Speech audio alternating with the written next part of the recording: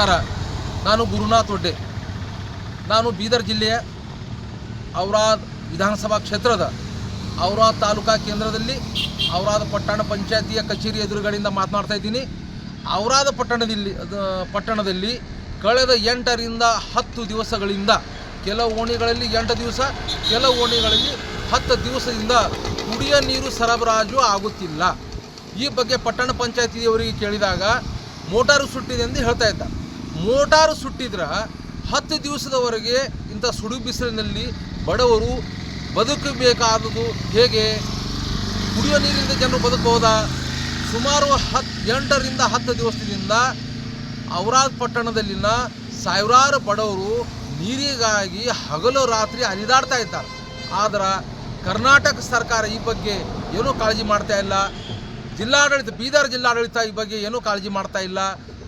ಔರಾದ್ ತಾಲೂಕಾಡಳಿತ ಏನು ಕಾಳಜಿ ಮಾಡ್ತಾ ಇಲ್ಲ. ಪಟ್ಟಣ ಪಂಚಾಯತಿ ಏನು ಕಾಳಜಿ ಮಾಡ್ತಾ ಇಲ್ಲ. ವಿಶೇಷ ಅಂದರೆ ನಿನ್ನೆ ಗುರುವಾರ, ನಿನ್ನೆ 2ನೇ ತಾರೀಕಿಗೆ ಇಲ್ಲಿ ತಾಲೂಕಾ ಪಂಚಾಯತ್ನಲ್ಲಿ KDP ಸಭೆ ಎಂದು ಜರುಗಿದೆ ಎಂದು ಇವತ್ತು ನಾನು ಪತ್ರಿಕೆ ಮುಖಾಂತರ ಓದಿದ್ದೀನಿ. ಆದರೆ ಆ KDPಯಲ್ಲಿ ಕೂಡ ಔರಾದ್ ಪಟ್ಟಣದ ಸುಮಾರು 10 ದಿವಸದಿಂದ 8ರಿಂದ 10 ದಿವಸದಿಂದ ಕುಡಿಯುವ ನೀರಿನ ಸಮಸ್ಯೆ ಬಗ್ಗೆ ಯಾವುದೇ ಚರ್ಚೆ ಆಗಿಲ್ಲ.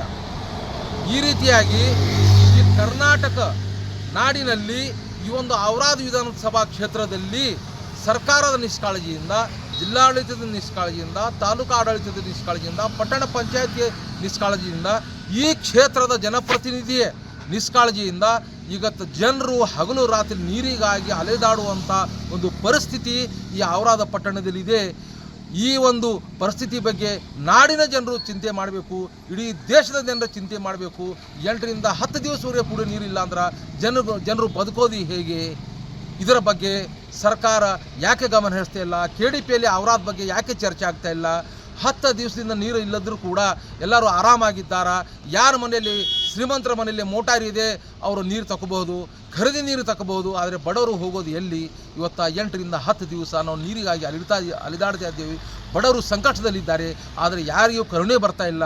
ಇದು ಅಮಾನವೀಯ ಒಂದು ಕೃತ್ಯವಾಗಿದೆ. ಮಾನವ ಹಕ್ಕುಗಳ ಉಲ್ಲಂಘನೆ ಆಗಿದೆ. ಇದೊಂದು ಸಂವಿಧಾನದ ಉಲ್ಲಂಘನೆ ಆಗಿದೆ.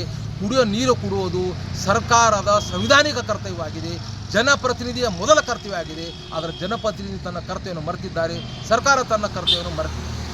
ಇದಲ್ಲದೆ ಇದೇ ಪಟ್ಟಣದಲ್ಲಿ ಕುಡಿಯೋ ನೀರಿಗಾಗಿ ಹೊಸ ಪೈಪ್ಲೈನ್ಗಾಗಿ ಒಂದು SDPE ಡಿಸ್ಟ್ರಿಬ್ಯೂಷನ್ ಪೈಪ್ಲೈನ್ಗಾಗಿ 5 ಕೋಟಿ ಅನುದಾನ ಸರ್ಕಾರದಿಂದ ಮಂಜೂರಾಗಿದೆ. 2020ರಲ್ಲಿ ಅದನ್ನು ಕಾಮಗಾರಿ ಮುಗಿಬೇಕಾಗಿತ್ತು. ಆದರೆ ಇವತ್ತು 2026 ಇದೆ. ಆದರೆ ಇಲ್ಲಿವರೆಗೂ ಆ ಪೈಪ್ಲೈನ್ನಿಂದ ಔರಾದ್ ಪಟ್ಟಣಕ್ಕೆ ನೀರು ಸರಬರಾಜು ಆಗ್ತಾ ಇಲ್ಲ. ಈ ಬಗ್ಗೆ ನಾನು ಸರ್ಕಾರಕ್ಕೂ ಮನವಿ ಸಲ್ಲಿಸಿದ್ದೀನಿ, ಜಿಲ್ಲಾಡಳಿತಕ್ಕೂ ಮನವಿ ಸಲ್ಲಿಸಿದ್ದೀನಿ, ತಾಲೂಕು ಆಡಳಿತಕ್ಕೂ ಸಲ್ಲಿಸಿದ್ದೀನಿ, ಪಟ್ಟಣ ಪಂಚಾಯತಿಗೂ ಸಲ್ಲಿಸಿದ್ದೀನಿ.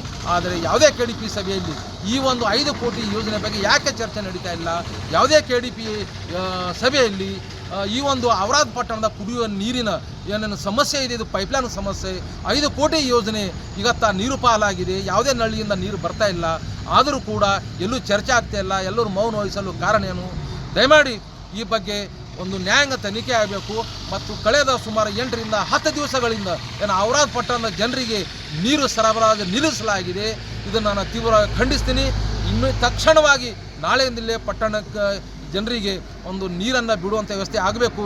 ಇಲ್ಲದೇ ನಾನು ಮುಂದಿನ ಸೋಮವಾರದಿಂದ ಆಮರಣ ಉಪವಾಸ ಸತ್ಯಾಗ್ರಹವನ್ನು ಪ್ರಾರಂಭಿಸ್ತೀನಿ ಅಂತ ನಾನು ಸರ್ಕಾರಕ್ಕೆ, ಜಿಲ್ಲಾಡಳಿತಕ್ಕೆ ಹಾಗೂ ಪಟ್ಟಣ ಪಂಚಾಯಿತಿಗೆ ಹಾಗೂ ಜನಪ್ರತಿನಿಧಿಗೆ ನಾನು ಈ ಮುಖಾಂತರ ತಿಳಿಯಲು ಬಯಸ್ತೇನೆ. ಧನ್ಯವಾದ. ಈಗಲಾದರೂ ದೇವರು ಅವರಿಗೆ ಸದ್ಬುದ್ಧಿ ಕೊಟ್ಟು ನಾಳೆಯಿಂದ ಕುಡಿಯುವ ನೀರು ಸರಬರಾಜು ಮಾಡಲಿ ಹಾಗೂ 5 ಕೋಟಿ ಯೋಜನೆ ಪೈಪ್ಲೈನ್ ತಕ್ಷಣ ಜಾರಿಯಾಗಲಿ ಎಂದು ನಾನು ಅಪೇಕ್ಷಿಸುತ್ತೇನೆ. ಜೈ ಹಿಂದ್.